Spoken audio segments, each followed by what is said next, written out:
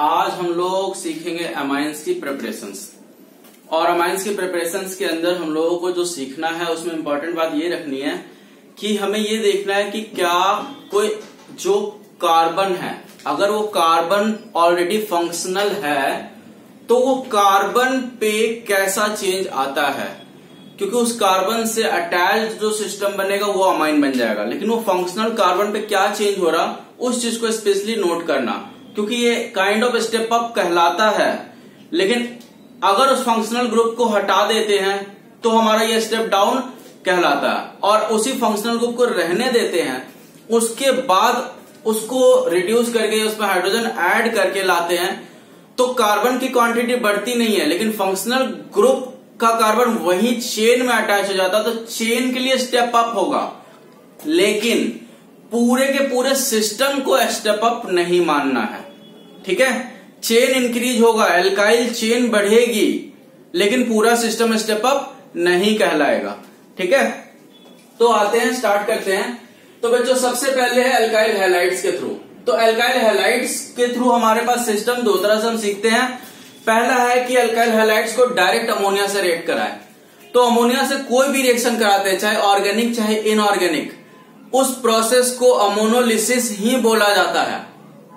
अगर किसी भी चीज को अमोनिया से रिएक्ट करवाएं तो वो अमोनोलिसिस प्रोसेस कहलाएगा। तो यहां पर अमोनोलिसिस वर्ड लिखा गया है तो इसका मतलब ये नहीं समझना है कि अमोनोलिसिस सिर्फ ये होगा। कहीं भी अमोनिया से रिएक्ट करवाना अमोनोलिसिस ही कहलाता है, ठीक है। तो अगर हम एल्काइल हैलाइड का अमोनोलिसिस करते हैं तो पहले हमें बेटा अमोनियम सॉल्ट मिलेगा, और इस अमोनियम सॉल्ट को अगर हम हीट करेंगे तो प्राइमरी अमाइन यहां पर हमें मिल जाएगा, ठीक है। लेकिन अगर एल्काइल हैलाइड की क्वांटिटी वहां पर ज्यादा है या हम और प्रोवाइड करेंगे, सेम या फिर डिफरेंट कुछ भी हो सकता है। अगर सेम है, ज्यादा थी तो सेम आएगा, और हम चाहे तो अलग से एल्काइल हैलाइड को दूसरा alkyl halide aliphatic, aromatic, cyclic, acyclic, alicyclic कोई भी डाल सकते हैं, कोई प्रॉब्लम नहीं है यहां पर। तो अगर सेम एल्काइल हैलाइड है, जैसे मैंने यहां पर सिस्टम में लिया है फिलहाल, तो वो एल्काइल हैलाइड फिर से रिएक्ट करेगा इस प्राइमरी से, और इसमें H और X फिर से हट करके और फिर हमारा 2 डिग्री बनाएगा। उसके बाद फिर से हमारा एल्काइल हैलाइड सेम लो डिफरेंट लो, फिर मैं यहां सेम ही ले रहा हूं, तो फिर से H और X हट करके हमारा 3 डिग्री एल्काइल हैलाइड बना रहा होता, सॉरी। और उसके बाद इस 3 डिग्री एल्काइल अमाइन के अंदर, 3 डिग्री अमाइन के अंदर हम फिर से एल्काइल हैलाइड देते हैं, तो इस नाइट्रोजन का लोन पेयर वो बेस की तरह एक्ट करेगा, और वो लोन पेयर से अटैचमेंट हो जाएगी एल्काइल चेन के साथ में, और फिर हमारा ये R4N+X- ये होगा क्वाटनरी 4 डिग्री अमोनियम सॉल्ट। ये देखो बेटा, ये प्राइमरी अमोनियम सॉल्ट है और ये क्वाटनरी अमोनियम सॉल्ट है। हम इसको लिख सकते हैं 1 डिग्री अमोनियम सॉल्ट, ठीक है बच्चों। अब क्या है कि यहां पर सिस्टम में एल्काइल हैलाइड हम 1 मोल लेकर तो चलेंगे नहीं, ऑब्वियसली 1 मोल से ज्यादा होगा। तो जब ज्यादा होगा तो बेटा वो 1 डिग्री तक नहीं रुकेगा, वो आगे जरूर कंटिन्यू होगा, जितना एल्काइल हैलाइड पड़ा हुआ है उसके अकॉर्डिंग हो जाएगा। तो ये सिस्टम हमारा प्राइमरी अमाइन को बनाने के लिए या किसी भी तरह के अमाइन को बनाने के लिए कह लो इतना सूटेबल नहीं है। क्यों? क्योंकि ये सिस्टम हमेशा मिक्सचर देगा 1 डिग्री, 2 डिग्री, 3 डिग्री अमाइंस का और एक क्वाटनरी सॉल्ट का। इसलिए अमाइंस को बनाने के लिए इस सिस्टम का यूज उतना नहीं किया जाता है, बट कन्वर्जन के लिए, डिग्री बढ़ाने के लिए ये बहुत ही इंपॉर्टेंट मैकेनिज्म सिस्टम है, रिएक्शन सिस्टम है। अब अगर ये है कि अगर ये सिस्टम से इतना यूज नहीं होता तो फिर क्या यूज है, क्यों पड़े? तो बच्चा ऐसा नहीं है कि हम इसका यूज करके नहीं बना सकते, हम बना सकते हैं कुछ गाइडेड प्रोसेस डाल के।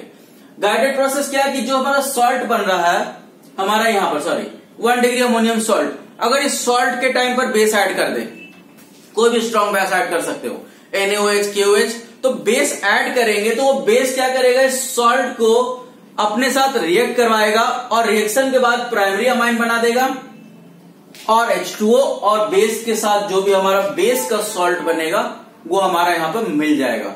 तो हम इससे प्राइमरी अमाइन बना सकते हैं इस तरह से जब हम बेस ऐड कर दें।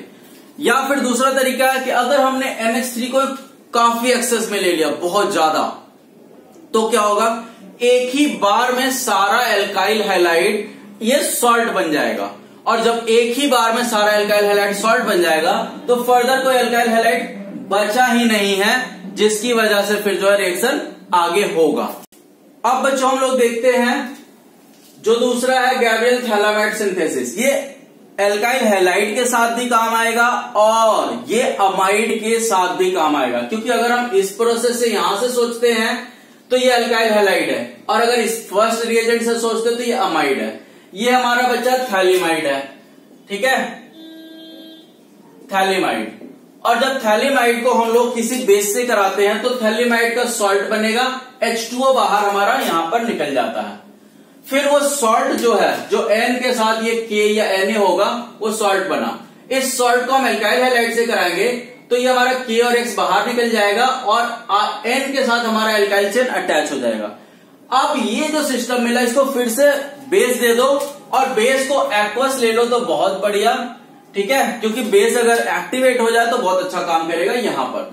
अब ये एक्वस बेस के साथ क्या होगा, ये हमारा RNH2 2 मोल बेस के यूज हो रहे हैं, 2 H निकलेंगे, N के साथ जाकर के प्राइमरी अमाइन बना लेगा, और जो 2 OK या ONA बनेगा वो जाकर के कार्बोक्सिलिक सॉल्ट हमारा प्रिपेयर कर देगा थैलीमाइड के काउंटर पार्ट के थ्रू। अब उसके बाद यहां पर एक ध्यान रखना बच्चे, यहां पर 1 डिग्री ही अमाइन हम बना सकते हैं इस सिस्टम को देखते हुए, क्योंकि यहां पर एक ही R कंबाइन हो सकता है।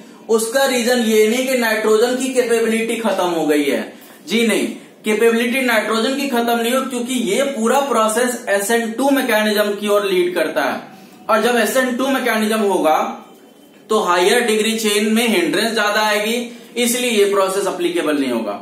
और एरोमेटिक अगर हो हैलाइड तो भी नहीं होगा, क्योंकि एरोमेटिक हैलाइड खुद SN मैकेनिज्म को ही अच्छी तरह से नहीं करता है, बहुत ही स्लो रहता है, उसको बहुत ड्रास्टिक कंडीशन चाहिए, तो इसीलिए एरोमेटिक भी यहां से नहीं बनेगा। तो गैब्रियल थैलीमाइड की 2 लिमिटेशंस याद रखना है। पहला है कि प्राइमरी अमाइन तो बनेगा बहुत अच्छा नो लिमिटेशन के साथ में, और लिमिटेशन में बात करते हैं तो सेकेंडरी और टर्सरी अमाइन नहीं बनेगा हिंड्रेंस की वजह से, और एरोमेटिक नहीं बनेगा क्योंकि वहां पर एरोमेटिक जो हैलाइड है वो SN यानी न्यूक्लियोफिलिक सब्स्टिट्यूशन रिएक्शन को प्रोसीड नहीं करता है। अब उसके बाद हमारा साइनाइड। बच्चे यहां पर साइनाइड में यही चीज मैं स्टार्टिंग में मैं बोल रहा था कि ये कार्बन को देखना है, ये चेन के अंदर चला जाएगा, एल्काइल का पार्ट बन जाएगा। इसका मतलब कि एल्काइल चेन के अंदर से हम सोचेंगे तो स्टेप अप है, लेकिन रिएक्शन स्टेप अप नहीं है। साइनाइड को हम कोई भी रिड्यूसिंग एजेंट अच्छा, जैसे lithium aluminium hydride, hydrogenation catalytic, या फिर Na और C2H5OH, इसका मतलब कि सोडियम और अल्कोहल, सोडियम अल्कोहल लेंगे हाइड्रोजन निकलेगा, वही हाइड्रोजन हमारा यहाँ पे यूज होता। तो हाइड्रोजन जो निकलेगा बेटा, इसको और इसको दोनों को हाइड्रोजन पूरी तरह से सैचुरेट कर देगा, यानी सारे पाई बॉन्ड को खत्म करेगा और प्राइमरी अमाइन बना देगा। तो ये हमारा प्रोसेस प्राइमरी अमाइन तक ही लिमिटेड रहेगा। उसके बाद है अमाइड। ये प्रोसेस भी बच्चा प्राइमरी अमाइन तक ही लिमिट रहेगा, और इसमें भी वही है, चेन के अंदर देखा जाए तो एल्काइल पार्ट बड़ा होएगा लेकिन स्टेप अप नहीं रहेगा। तो अमाइड पार्ट जो है, जो कार्बोक्सियो कार्बोनाइल कार्बन है, कार्बोनाइल कार्बन को हम सिर्फ रिड्यूस कर देंगे, ऐसा रिएजेंट लेंगे जो ऑक्सीजन भी खींचे और हाइड्रोजन भी सप्लाई कर दे। तो लिथियम एल्यूमिनियम हाइड्राइड बेस्ट होता है इसके लिए, हमने उसको लिया। ये अमाइड पार्ट बस हाइड्रोकार्बन पार्ट में कन्वर्ट हो गया और ये हमारा हो गया अमाइन, और ये भी लिमिटेड टू प्राइमरी ही होगा, यानी ये और ये तीनों प्राइमरी के लिए बहुत बढ़िया प्रोसेस हो गया। ठीक है, अब आगे देखते हैं हम लोग। बच्चे एक है हॉफमैन ब्रोमामाइड डिग्रेडेशन, ये अमाइड्स के थ्रू, बच्चे ये अमाइड्स के थ्रू, ये भी अमाइड का पार्ट बन सकता है जैसा मैंने बताया, क्योंकि ये इस अमाइड के पार्ट में भी आ सकता है, एल्काइल हैलाइड के पार्ट में भी आ सकता है। तो हॉफमैन ब्रोमामाइड में हम लोग स्टेप डाउन कहते हैं, क्योंकि इसमें ये जो कार्बोनाइल कार्बन है ये पूरी तरह से गायब होगा, यानी ओवरऑल कार्बन कम होगा, इसीलिए स्टेप डाउन कहलाएगा। ठीक है, इस अमाइड के सिस्टम में क्या करते हैं हम, NaOH या Br2 लेते हैं। बच्चे हम इसकी जगह पे NaOR भी ले सकते, NaO Br भी ले सकते हैं, या फिर KOH भी ले सकते हैं, KOBr भी ले सकते हैं। तो इसमें क्या होता है, ये कार्बोनाइल कार्बन से एल्काइल चेन हटके इस NH2 पे चला जाता है और ये कार्बोनाइल कार्बन पूरा फ्री हो जाता, और फ्री होने के बाद ये जाकर के Na2CO3 और जो हमारा K अगर है या Na है, जैसे मैंने यहाँ पे K लिख दिया, यहाँ पर Na हमने लिया, तो हमारा यहाँ पर NaBr बन जाएगा। ठीक है, और यहां जो अमाइन बनेगा ये भी प्राइमरी अमाइन बनेगा, यानी प्राइमरी अमाइन का बेस्ट तरीका ये भी एक होता है। और इस जगह पर भी हमें क्या है, स्टेप डाउन प्रोसेस पूरा अच्छी तरह से फॉलो हुआ है, यानी कि चेन जो है, जो कार्बोनाइल कार्बन है, वो प्रोडक्ट से गायब होगा। इतना ही है डिकोड, बाकी बाय प्रोडक्ट लिखने की इतनी इंपॉर्टेंस होती नहीं है। फिर बच्चे हमारा है नाइट्रो कंपाउंड्स के थ्रू। तो नाइट्रो कंपाउंड्स के थ्रू बच्चा हमारा एलिफेटिक एरोमेटिक कोई भी नाइट्रो ले सकते हैं। बच्चे यहां पर भी कहीं पर भी हम लोग एलिफेटिक एरोमेटिक कोई भी सिचुएशन ले सकते हैं, कहीं पर कोई रोक टोक ऐसा नहीं है अमाइंस के सिस्टम के अंदर। सिर्फ यहां पर एरोमेटिक की प्रॉब्लम है, बाकी इसमें हम एरोमेटिक सिस्टम ले सकते हैं, इसमें एरोमेटिक सिस्टम ले सकते हैं, और इधर जो भी है सारा एरोमेटिक सिस्टम वर्कआउट करेगा। तो एलिफेटिक एरोमेटिक कुछ भी ले, सिंपल हाइड्रोजनेशन कराए, NO2 बच्चा हमारा NH2 में कन्वर्ट होगा और H2O बाहर निकल जाएगा। अगर हम HCl ले, इससे भी SnCl2 प्लस H2 मिलेगा, वो H2 इसको रिड्यूस करके सेम चीज बना देगा। हम चाहे तो Fe और HCl ले, उससे भी FeCl3 अल्टीमेटली FeCl2 मिलेगा इस जगह पर, और फिर H2 मिलेगा, वो इसको रिड्यूस करके NH2 में बनाएगा। जो ये हमारा Fe और HCl वाला प्रोसेस है, ये बेस्ट प्रोसेस माना जाता है। इसका रीजन ये है कि जो आयरन यूज करते हैं वो स्क्रैप आयरन, यानी कि कबाड़ है, तो भाई कबाड़ से जुगाड़ कर दिया गया, हमारा चीप एंड बेस्ट हो जाता। और जो HCl है, फिर कहोगे सर HCl जो है हमारा गैस हो या लिक्विड फॉर्म में लो, वो तो ज्यादा चाहिए, तो नहीं, इनिशियली HCl थोड़ा सा चाहिए, दैट्स इट। बाद में जितना HCl की रिक्वायरमेंट है उसके बाय प्रोडक्ट से हम वो HCl रिकवर करेंगे। कैसे? तो देखो बेटा, ये Fe और HCl पहले तो रिएक्ट करके FeCl2 और H2 बनाएगा, ये H2 और ये FeCl2 सेल्फ रिड्यूस करेगा FeCl3 को, और इसको FeCl2 में कन्वर्ट कर देगा, और बचा कुचा H2 और HCl मिला। देखो ये HCl फिर से यूज हो जाएगा फर्दर।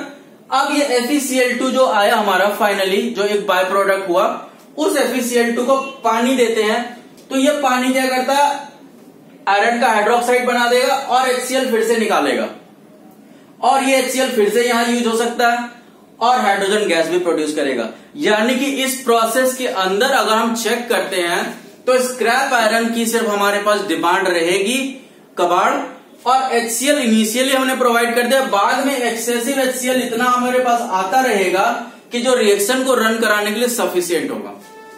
इसीलिए ये प्रोसेस बेस्ट माना जाता है। ठीक है, तो बच्चे ये हो गए सारे अमाइंस की प्रिपरेशंस। नेक्स्ट मैं आऊंगा तुम लोगों को इसके ऊपर केमिकल प्रॉपर्टीज वगैरह को डिस्कस करते हैं।